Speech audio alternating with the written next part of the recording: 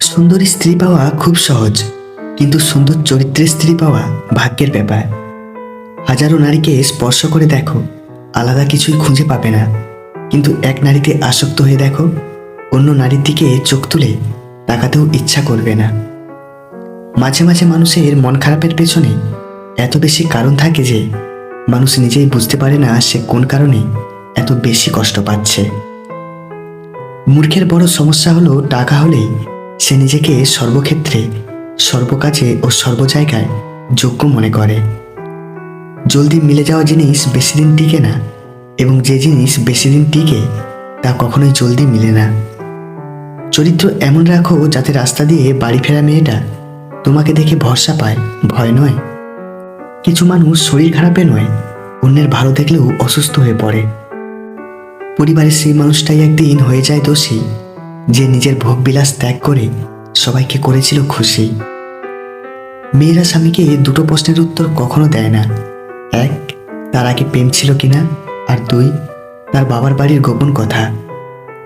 আমরা সেই জিনিসটাকে বেশি পছন্দ করি যেটা পাওয়া প্রায় অসম্ভব। পরকীয়া করা নারী চেনার কয়েকটি উপায়: এক, কারণে অকারণে রেগে যাওয়া। দুই, আপনার সাথে যৌন সম্পর্কে উদাসীনতা। তিন, সঙ্গী যদি আপনার ও পরিবারের পেছনে কম সময় ব্যয় করেন। চার, সঙ্গী যদি ফোন বা ইন্টারনেটে আসক্ত হয়ে পড়েন। পাঁচ, সঙ্গীর মুখে নতুন কোনো নাম। ছয়, আপনার প্রতিদিনের রুটিন খুঁটিয়ে জিজ্ঞেস করা। সাত, সঙ্গী যদি হঠাৎ নিজের সৌন্দর্য সম্পর্কে অতিরিক্ত সচেতন হয়ে ওঠেন। তিনটি লক্ষণ দেখলে বুঝবেন আপনার সময় খারাপ যাচ্ছে। নাম্বার এক, যদি দেখেন সবাই আপনার সাথে খারাপ ব্যবহার করছে। নাম্বার দুই, টাকা না থাকলে। আর নাম্বার তিন, প্রিয়জন ধোঁকা দিলে। ঝগড়া থামাতে লাগে একজন, ঝগড়া বাঁধাতে লাগে দুইজন, ঝগড়া জোরালো করে তৃতীয়জন, ঝগড়ায় ফায়দা লুটে বহুজন। নারীদের অর্ধেক কষ্ট দেয় পরিবার, আর বাকি অর্ধেক কষ্ট দেয় সেই পুরুষ যাকে সে ভালোবাসে। ইনকাম না থাকলে একটা সময়ের পর নিজের পরিবারের সাথে থাকা কঠিন হয়ে যায়। কিছু প্রয়োজন মেটাতে চাইলে চাকরি করো, আর স্বপ্ন পূরণ করতে চাইলে বিজনেস করো। অন্য লোকে মানুষকে যত ঠকায়, মানুষ নিজেই নিজেকে তার চেয়ে বেশি ঠকায়। তোমার চোখ দিয়ে যখন জল ঝরবে, তখন সেই কষ্টের কারণ কেউ জানতে চাইবে না। কিন্তু তুমি একবার মন খুলে হেসে দেখো, তোমার এই আনন্দের কারণ জানতে চাইবা লোকের অভাব হবে না। যে থাকার সে এমনিতেই থাকবে, এটা ভুল কথা। বিপরীত দিক থেকে রাখতে না চাইলে কেউ থাকতে পারে না। অন্যের চরিত্র নিয়ে তারাই আগে কথা বলে যাদের নিজের চরিত্রের ঠিক থাকে না। পোশাক হয়ে গেল ছোট, লজ্জা চলে গেল। শিক্ষক হয়ে গেল ব্যবসায়ী, শিক্ষা চলে গেল। মানুষ হলো টাকার গোলাম, মনুষ্যত্ব চলে গেল। কাছে অনেক থাকলেও পাশে সবাই থাকে না। কথা সবাই দিতে পারলেও কেউ কথা রাখে না। নিজের মূল্য বুঝতে শেখো, না হলে যে কেউ তোমাকে ব্যবহার করে ছুঁড়ে ফেলে দেবে। চরিত্রবান স্বামী একটা নারীর অলংকার, আর দায়িত্ববান স্ত্রী একজন স্বামীর অলংকার। ইঁদুর খাঁচায় কেন বন্দী হয় জানেন? কারণ তারা বুঝতে পারে না ফ্রিতে রুটি কেন দেওয়া হচ্ছে। বিবাহিত নারীকে ভালোবাসা নয়, এই জিনিস দিন, সে আপনার সব কথা শুনবে। আর তা হলো আপনার প্রতি তার অগাধ বিশ্বাস। কারণ মেয়েরা সহজেই কাউকে বিশ্বাস করে না। ক্ষমা চাইলেই সব মাপ হয় না। হৃদয়ে এসে লাগা কথাগুলো সহজে ভোলা যায় না। চকচক করলে যেমন সোনা হয় না, তেমনি দামি দামি পোশাক আর কথায় কথায় ইংরেজি বললেই ভালো মানুষ হওয়া যায় না। বছরের পর বছর একটা সংসারে বউ হয়ে থাকার পরেও অনেক নারী বলতে পারে না যে এই সংসারটা আমার।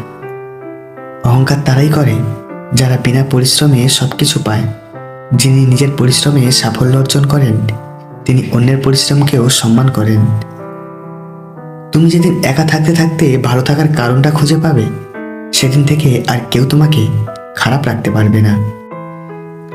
মানুষ ফ্রিতে দুটো জিনিস দেয়, কষ্ট আর পরামর্শ। এই চারটে লক্ষণ দেখলে বুঝে নেবেন আপনার খুব কাছের মানুষরাই আপনার অজান্তে আপনাকে হিংসা করে। নাম্বার এক, যখন দেখবেন আপনার যে কোনো সাফল্যকে সে ছোট করে দেখে। নাম্বার দুই, আপনার ছোটোখাটো ভুলগুলোকে সে বড় করে দেখে, যাতে করে আপনি হীনমন্যতায় ভোগেন এবং আপনি যেন আর সামনের দিকে অগ্রসর হতে না পারেন।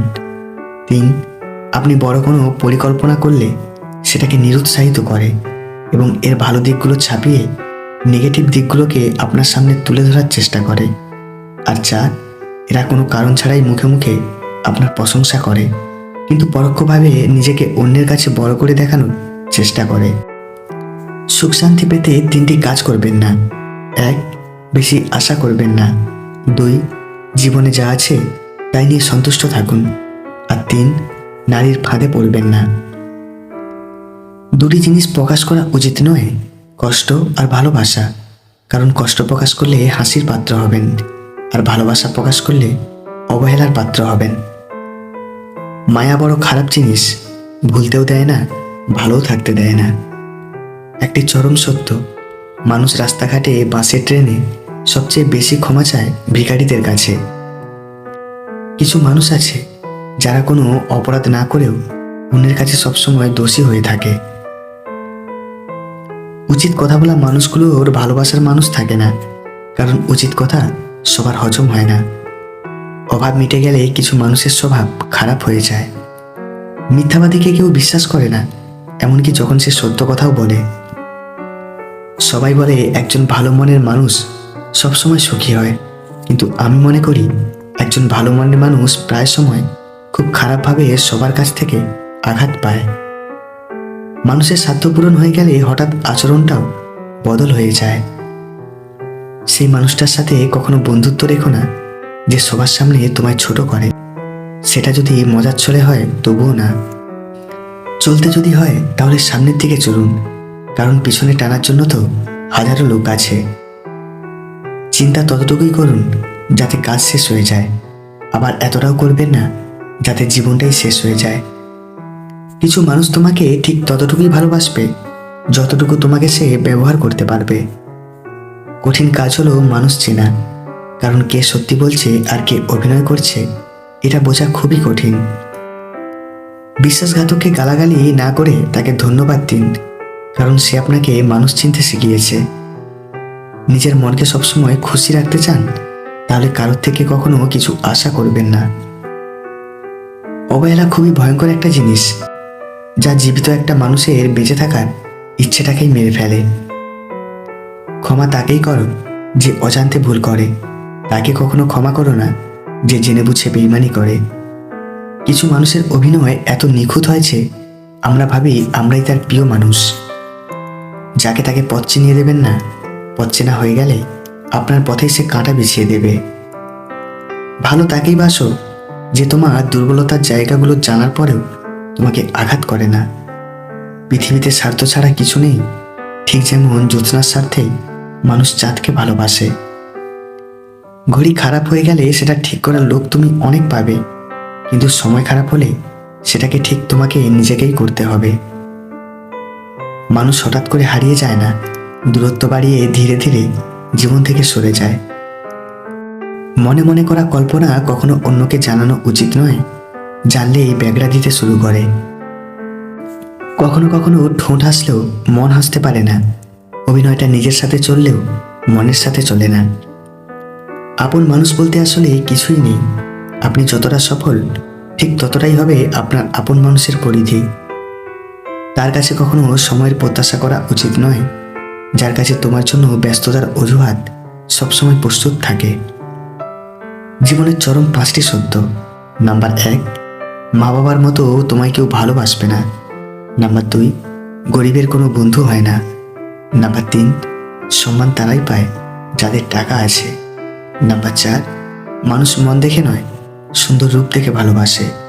আর নাম্বার 5, আপনজনগুলোর থেকে পৃথিবীতে বড় শত্রু কেউ হয় না।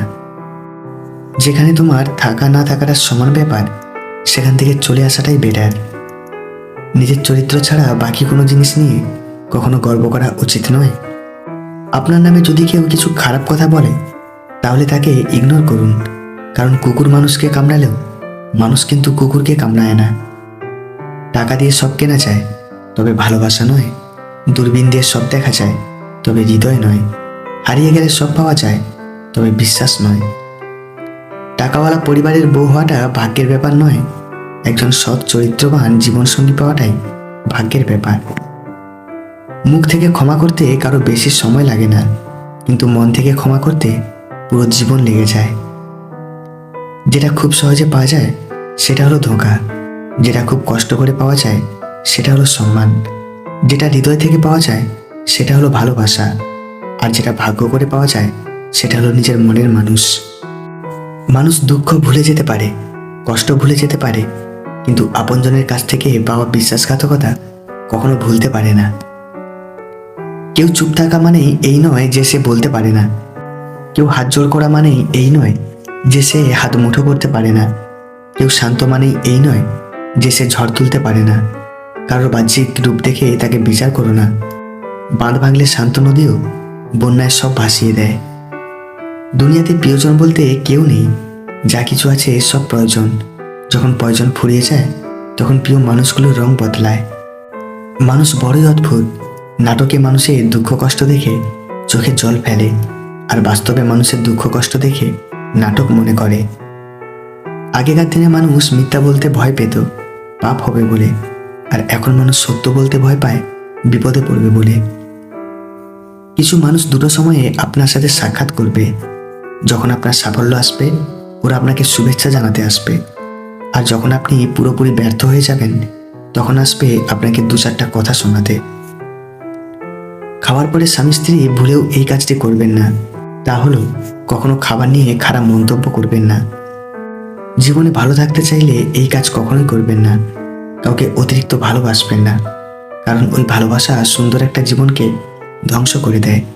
ওই ভালোবাসা হাসি খুশি থাকা একটা মানুষকে একেবারে নীরব করে দেয়। কিছু কিছু সময় তারাই আমাদের চোখ খুলে দেয় যাদেরকে আমরা চোখ বন্ধ করে বিশ্বাস করি। মাঝে মাঝে কঠিন পরিস্থিতির সম্মুখীন হওয়া ভালো।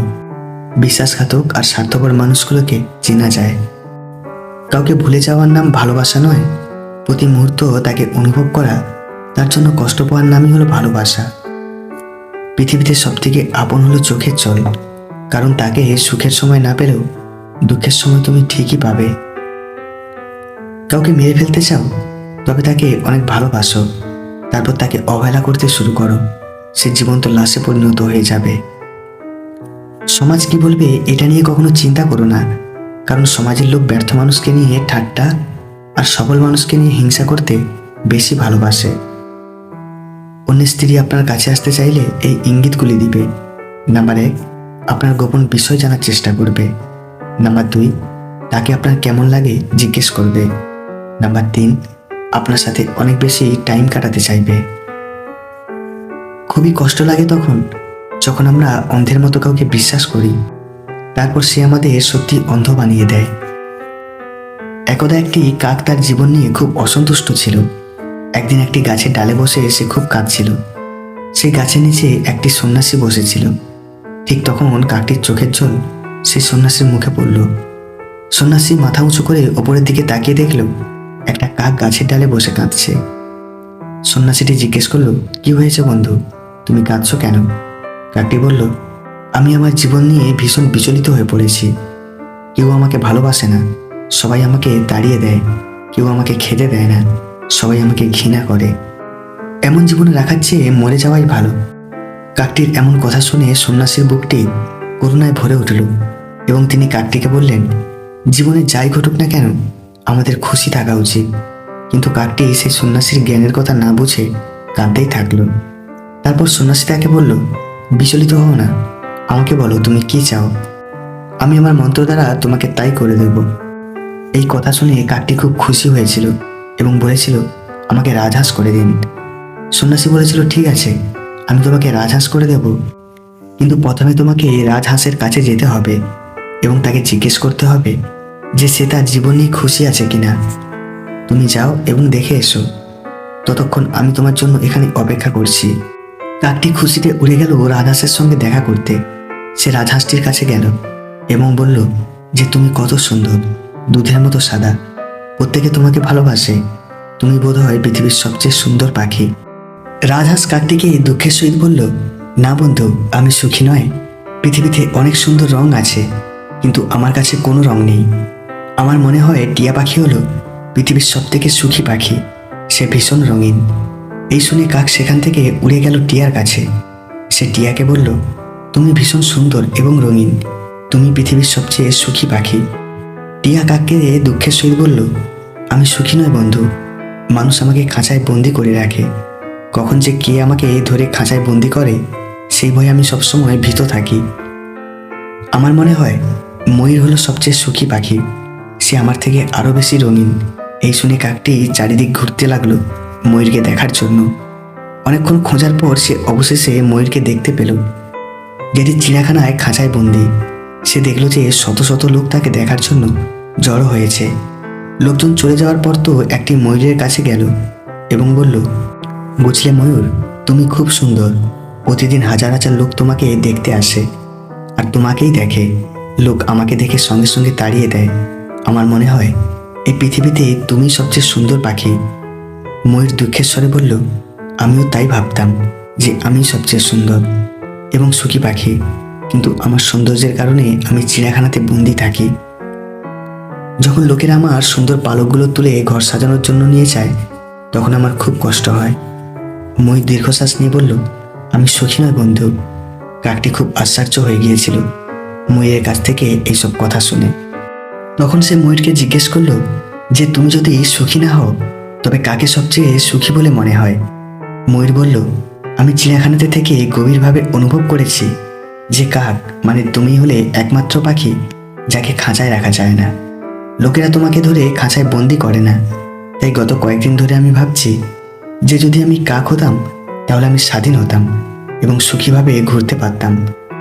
এই শুনে কাক সেখান থেকে উড়ে গেল এবং কাক হওয়াতে আজকে প্রথম সে খুব খুশি হলো। সে সেই সন্ন্যাসীর কাছে ফিরে এলো এবং বলল, প্রভু, আমি আর কিছু হতে চাই না, আমি যা আছি তাতেই আমি অনেক ভালো আছি।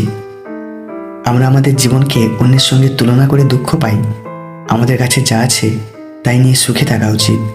একজন মানুষের কাছে যা আছে সে যদি তা নিয়ে সন্তুষ্ট থাকে তবেই সে পৃথিবীর সবচেয়ে সুখী মানুষ হবে।